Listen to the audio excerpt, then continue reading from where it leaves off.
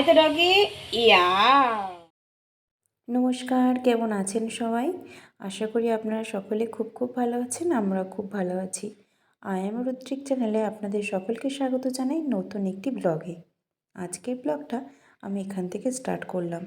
তো সকালবেলা ঘুম থেকে উঠেই বাড়ির সমস্ত কাজকর্ম সেরে, সমস্ত কাজকর্ম বলতে 3জন মানুষের যেটুকু বাড়িতে কাজকর্ম থাকে আর কি, তো সব কিছুই কমপ্লিট করে নিজে আগে স্নান করে বসে পড়েছি বারান্দায় একটু লেবু দিয়ে গরম জল আর আমার প্রতিদিনের থাইরয়েডের ওষুধটা নিয়ে।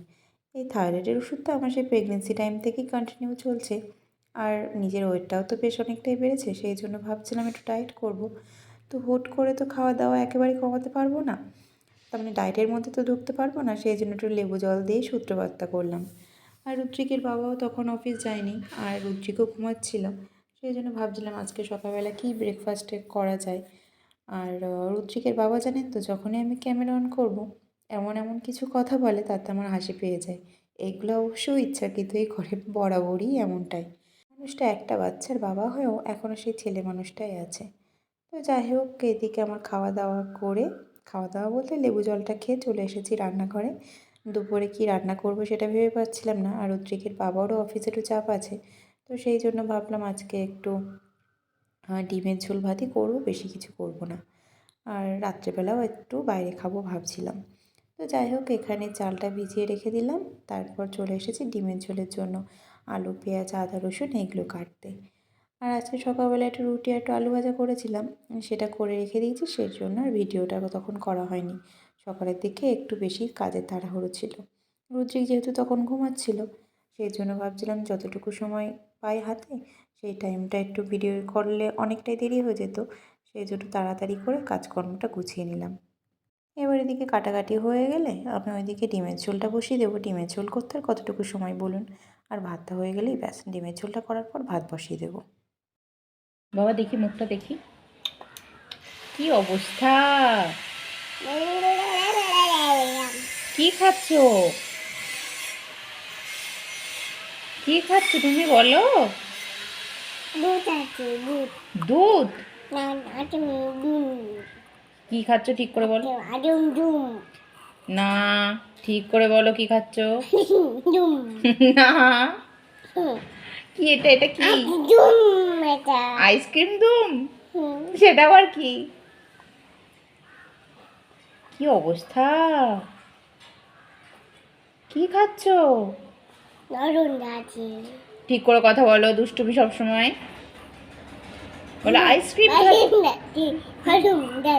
বাদাম খাচ্ছ? আইসক্রিম খাচ্ছি। ইস, কেমন খেতে? কেমন খেতে বলো? দারুণ। তাই? কে দিয়েছে আইসক্রিম তোমাকে? কে দিয়েছে তোমাকে? কে দিয়েছে আইসক্রিম? একটা হাত, একটা হাত, দু হাত দিয়ে খেতে হয়? তুমি কি কাউকে দেখেছো দু হাত দিয়ে খেতে? একটা হাত, যে কোনো একটা হাত।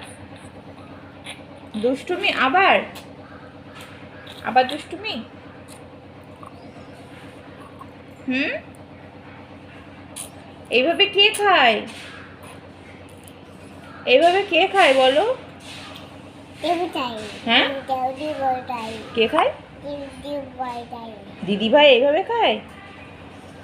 তুমি দিদি ভাইকে এইভাবে খেতে দেখেছো?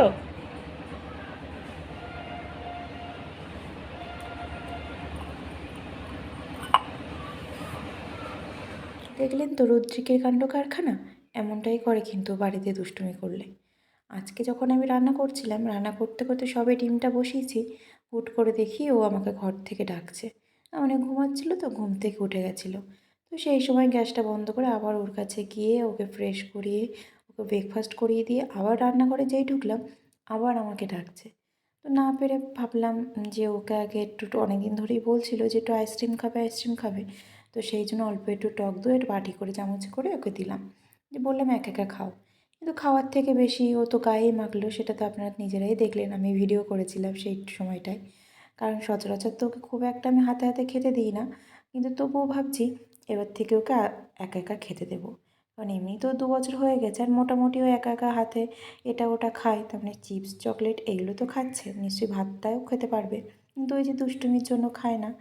কিন্তু এই অভ্যাসটা আমার এর অনেক দিন আগেই করা দরকার ছিল, কারণ আমি যে সমস্ত ভিডিও দেখি মাঝে মধ্যে ইউটিউবে, ফেসবুকে, বাইরের দেশে কিন্তু বাচ্চাদের ওরকম 6 মাস 7 মাস মানে সলিড খাবার যখন থেকে শুরু করে তখন থেকেই কিন্তু বাচ্চাদের হাতে খাবার দেয়, ফিঙ্গার ফুড যেগুলোকে বলে।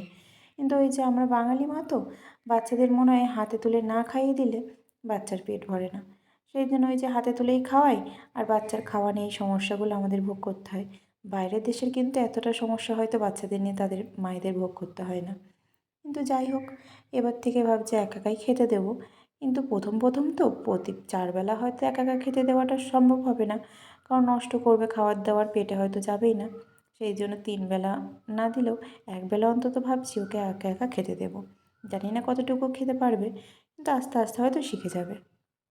তো যাই হোক, রুদ্রি ঘুম থেকে ওঠার পরে ওকে তো ব্রেকফাস্ট করিয়ে দিলাম, তারপর রান্নাবান্না কমপ্লিট করে ওকে স্নান দিয়ে এখানে খাইয়ে দিয়ে ঘুম পাড়িয়ে দিয়েছিলাম। তারপরে যে বললাম না রুদ্রিকের বাবা বাড়ি ফিরলে একটু বেরোবো, সেই জন্য রাত্রিবেলা আমরা গেছিলাম ডিনার করতে, ডিনার করে বাড়িও ফিরে চলে এসেছি। তো যাই হোক, আজকের ব্লগটা আমি এখানেই শেষ করছি, আশা করি আপনাদের সকলে ভালো লাগবে। ভালো লাগলে একটা লাইক করে দেবেন, সাবস্ক্রাইব করে আমাদের পাশে থাকবেন। সবাই সুস্থ থাকবেন, ভালো থাকবেন। ধন্যবাদ, টাটা। টাকি কার বাড়ি টাকি?